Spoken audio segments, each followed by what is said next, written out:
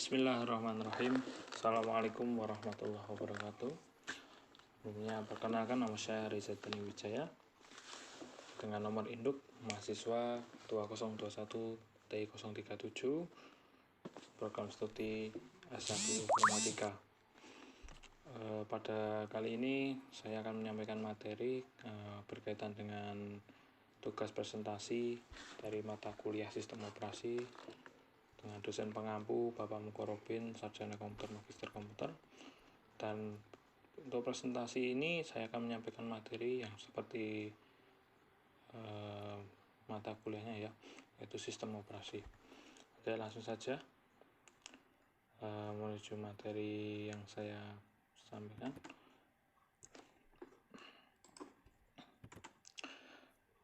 Sebelum kita mendalami sistem operasi, kita pahami dulu apa itu sistem, apa itu proses. Oke, ya seperti yang pada tulisan ini, beberapa pengertian proses itu yang pertama adalah proses itu merupakan sebuah konsep yang pada sistem operasi, sehingga masalah manajemen proses merupakan masalah utama pada perancangan sistem operasi.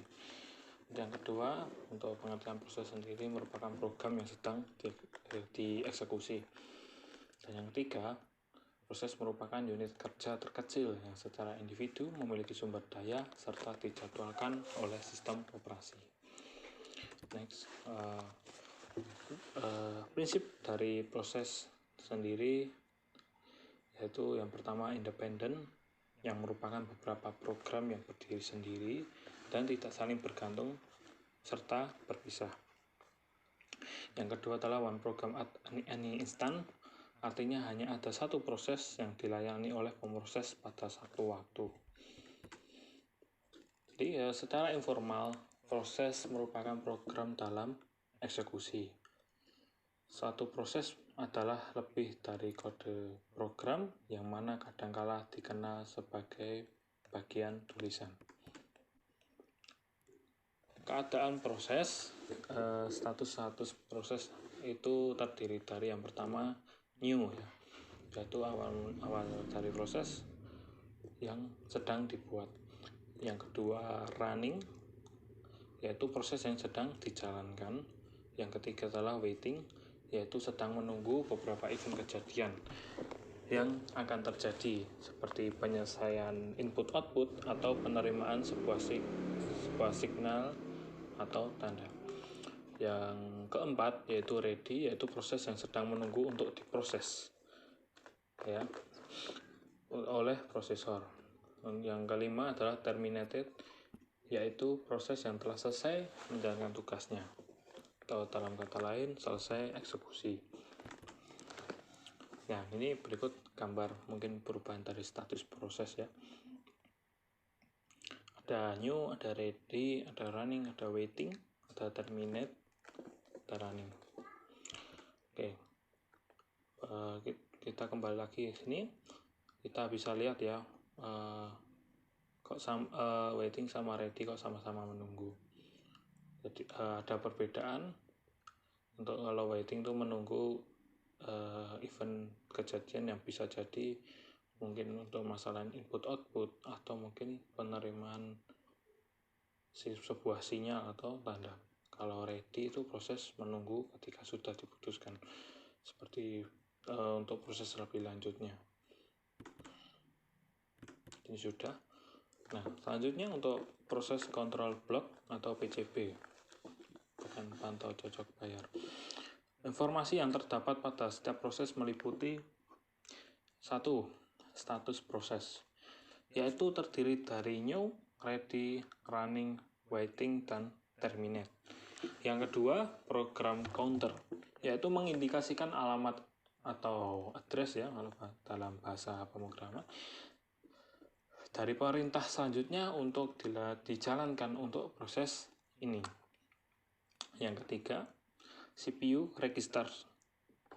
CPU register ini jenis dari register beragam dalam jumlah dan jenisnya tergantung pada rancangan arsitektur komputer yang bersangkutan.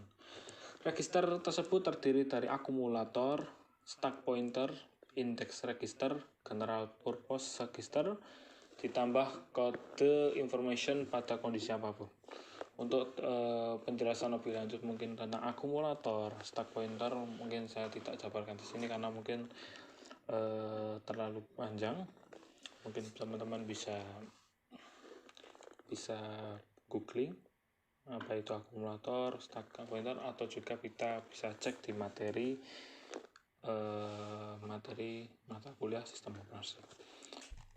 Ini saya jelaskan secara umum saja. Nah, ini berikut gambar dari step proses yang direpresentasikan atau digambarkan oleh sistem operasi dengan menggunakan proses control block atau PCB. Nah, seperti ini ya. Data pointer, proses stats atau proses number, program counter, register, memory limit, dan list of open file. Tuh, ya. Proses control block yang selanjutnya, yang keempat tadi adalah informasi penjadwalan CPU, yang merupakan informasi yang berisikan prioritas dari sebuah proses, pointer ke antrian penjadwalan, serta beberapa parameter penjadwalan yang lainnya. Yang kelima, informasi manajemen memori, yang merupakan informasi yang berisikan nilai basis dan limit register, peak table, atau segment table, tergantung dari sistem memori yang digunakan oleh sistem operasi. Yang keenam, informasi accounting, merupakan informasi yang berisikan jumlah CPU dan real time yang digunakan. Account number, time limit, jumlah job maupun proses, dan lain sebagainya. Yang ketujuh, ada informasi status input-output. Nah, pengertiannya sendiri adalah informasi yang berisikan deretan input-output device seperti tape driver yang dialokasikan untuk proses tersebut, deretan file yang dibuka, dan lain sebagainya. Ya, ini berikut gambar switching proses dari satu proses ke proses selanjutnya ya. Seperti ini, kita lihat bawahnya ini ya. Ada mungkin teman-teman kalau mungkin kurang jelas mungkin bisa dibaca mungkin dalam materi yang diberikan Bapak Robin, atau mungkin bisa ditanyakan ke Bapak Robin lebih lanjutnya, lebih detailnya. Oke. Terima kasih atas perhatiannya. Semoga dari presentasi ini menghasilkan manfaat bagi teman-teman dan semuanya. Terima kasih. Nun wal qalam wa ma yasturun. Assalamualaikum warahmatullahi wabarakatuh.